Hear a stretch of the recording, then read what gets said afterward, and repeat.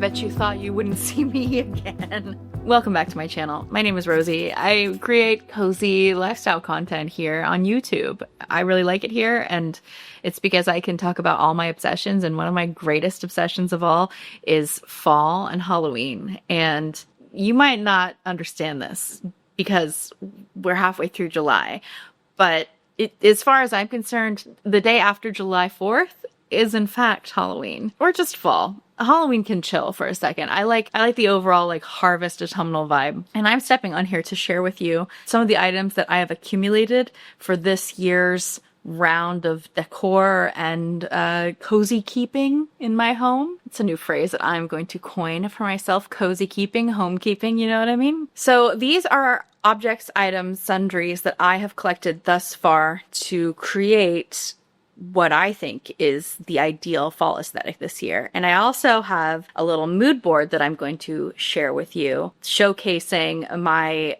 vision for the way that fall is going to look on this channel.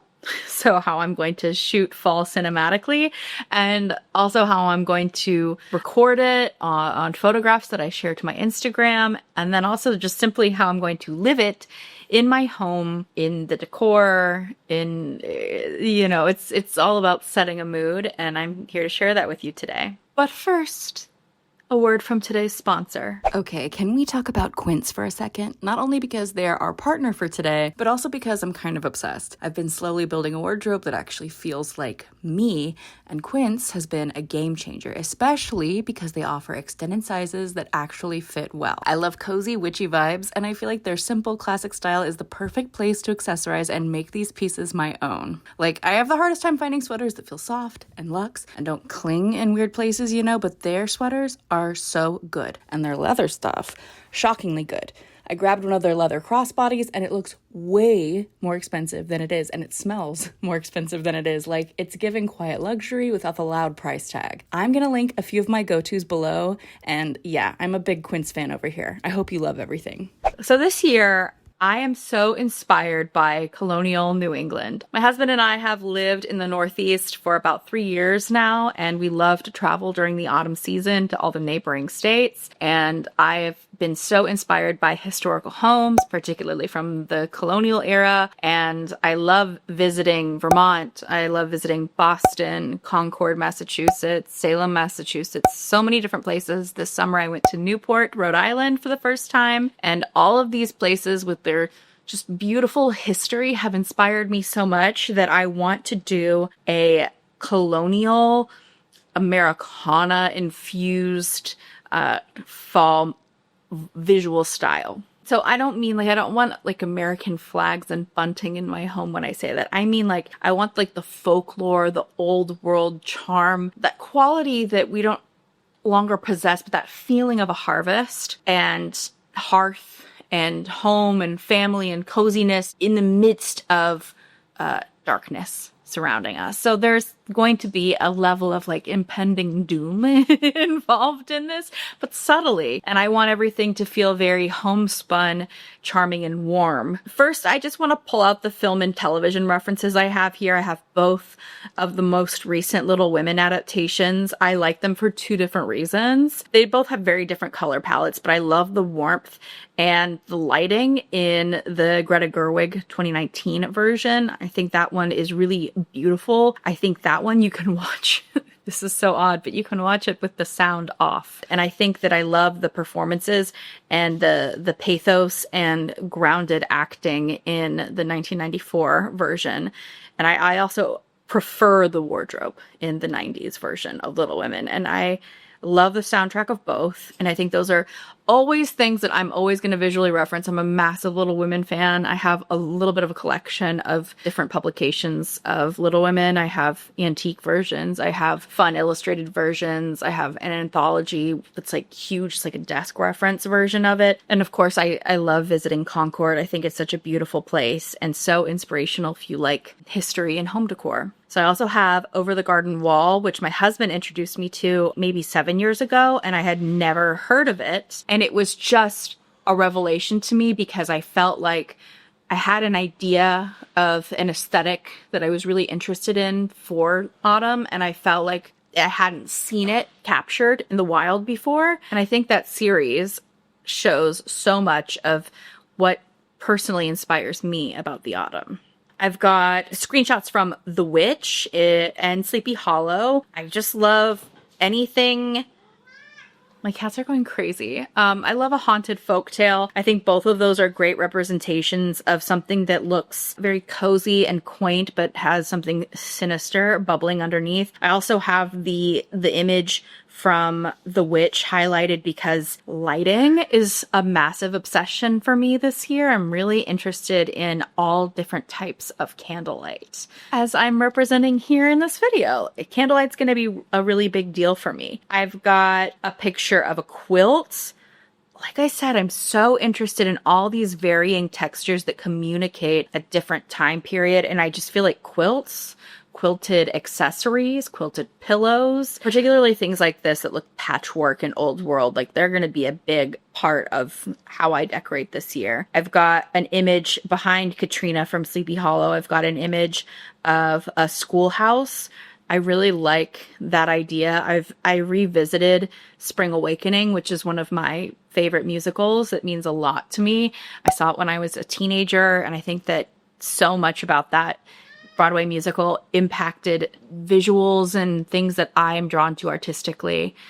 And I really want to do a photo shoot kind of based on one of the costumes in Spring Awakening this year. But I have just like a creepy, rotten wood schoolhouse. Oh, over here is an image of Tasha Tudor. Tasha Tudor is kind of the OG cottagecore girly. This is a woman who created lifestyle materials. I think that she was also an illustrator of children's books, and she lived a life dedicated to living in the old world ways. These books might have been published in the 70s or 80s. I grew up with them. My mom was a big fan of them, and I have since purchased her books. She is such a cool lady because she is living authentically cottagecore.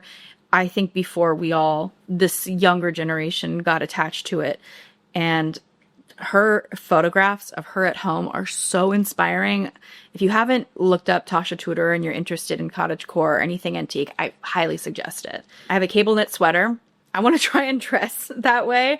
And I thought that in order to communicate kind of like a spooky old world vibe, I would have to kind of dress like full gothic, and I just don't know how sustainable that is. So I have like a navy sweater on this board just to remind me that I can bring in some different color palettes into the mix. That's just me, because sometimes if I set myself too rigid of rules or a taste in aesthetic, it's hard for me to not feel trapped after a while.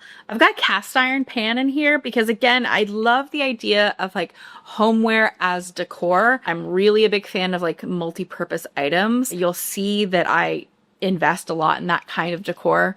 I am all for goofy, kitschy decor, and it takes a lot of my soul to not just go ham on everything that I find charming at HomeGoods or Bath and Body Works or wherever.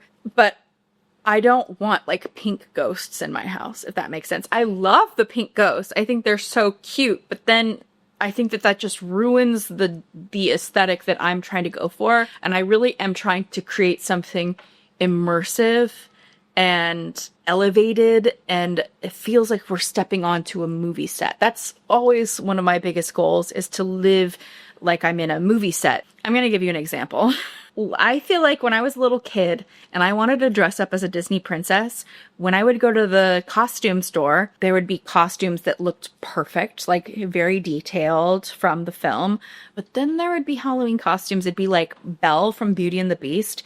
And then there would be a screen printed picture of Belle, like on the dress. And I was so affronted by this as a child. I was just like, why? Belle wouldn't wear a picture of herself on her dress, so why should I? And I just thought that was so interesting that so many children's costumes at Party City have that motif on the outfit. Maybe some kids need to like be like, this is who she's dressed as, so there's no like mistaking. I don't know. Anyways, I want to take that mindset of we're not wearing the screen printed Belle on the Belle costume into my home. Portions of my home, i.e. the bathroom or like my computer desk, where I do have things that I would say are a little bit more cartoony and a little bit more silly. But those are the areas that I've really limited it to. Emily Dickinson is front and center. I love, oh my God, I love the Apple TV show Dickinson. I think it is so calm and cozy and irreverent and just a really nice balm to put on at the end of a hard day, because it has parts that are really meaningful and touching, but the comedy there is amazing. And I love Emily Dickinson's white dress. And if you're familiar with Emily Dickinson's poetry, that is why she is standing next to a lantern. Lanterns are a subject of poetry for her. Basically, I'm obsessed with light. I was going to gatekeep these. I'm going to gatekeep them a little bit. These are movie grade candles. They are made a specific way to show up better on camera. This is a trick of my trade. This is how intensely I have researched light this year. I want lanterns. I want things to bounce light around the house, because to me, so much of what makes a home feel cozy, a home feel like it's from someplace else in time, is light like this. Let's get into some things that I've purchased so far for fall and Halloween.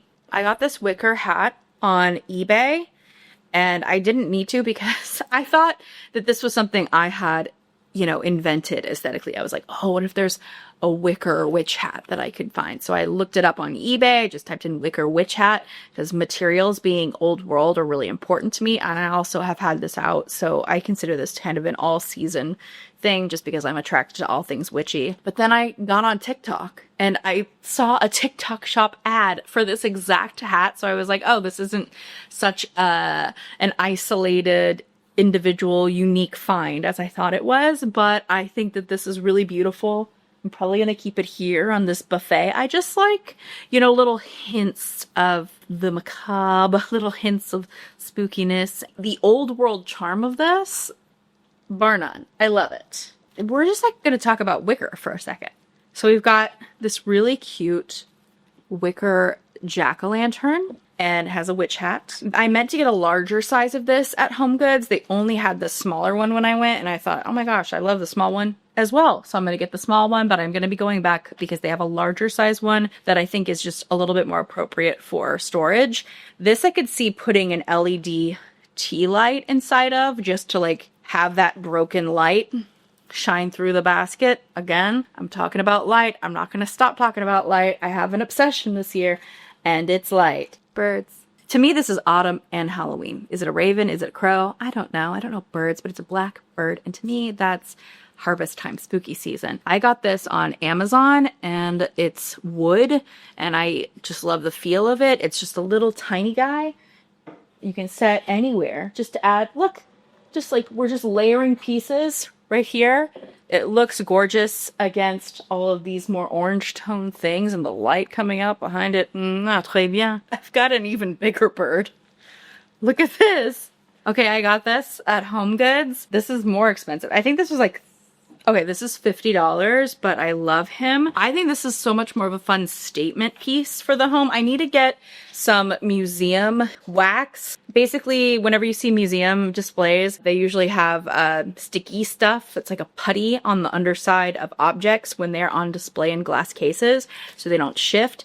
I have cats that love to knock down anything and everything, so that will be really necessary. But I mean, I'm placing a lot of things back here just for the time being.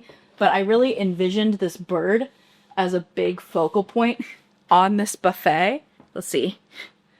When you come in here, I just think that this is so beautiful. And this tapestry that I already own, it's part of my perennial all year round decor. I think it has gorgeous orange tones in it that will just amplify my scary bird that I love so much. Okay. So this is home decor that has a purpose. This is a Smith & Clark pre-seasoned cast iron cauldron. I have had this on my TV stand next to a bunch of antique looking books this year. This might move somewhere else in the house, so it's with another motif display. but I love just having it out in an unexpected area. My first idea was to put it on my stove and just have it ever present for like when I need to cook soup, because yes, it's a functioning cauldron. You can make mac and cheese in it if you like, or whatever you need, you know, a big soup dish in. But my husband put it on our television stand by all these like beautiful books that I own, and I just thought that was such a creative use of space, and it brought this like spooky witchy quality to our home 24/7, which you know I am always looking for. I love this piece so much. I love that it actually works. You know what I mean? Like sometimes when you accumulate home decor that's just so like, I know, rinky dinky and it feels like it could fall apart. I'm just trying to elevate myself past just purchasing everything at Target that's like made out of plastic. And don't get me wrong, I can't just say I won't do it, because I will. I have some impulse control, but like if I see something that I love, that just appeals to me, I'll end up, you know, getting something silly at like Walmart or whatever. But I'd like to think that I have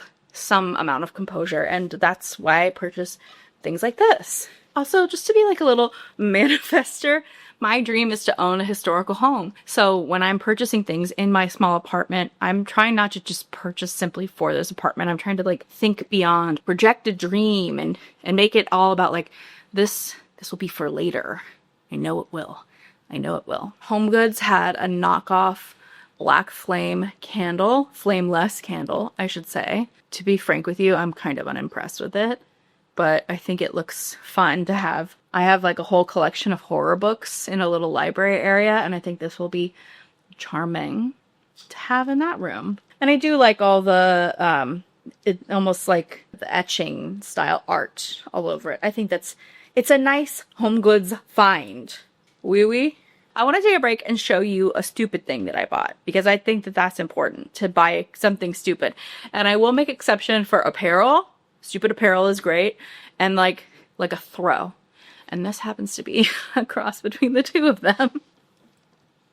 I'm like so terrified. So this is a blanket slash outfit that I saw at Home Goods, and I thought, well, you're coming home with me, because I can just see myself watching hours of Bravo in a getup like this forever. And my husband thinks it looked like a Halloween Pope, and I'm kind of into that. Oop. Now that we're on blankets, I want to show you something that's so special. My mother made this quilt for me. And it's a Halloween quilt. My mom is a quilter, and she's incredibly talented.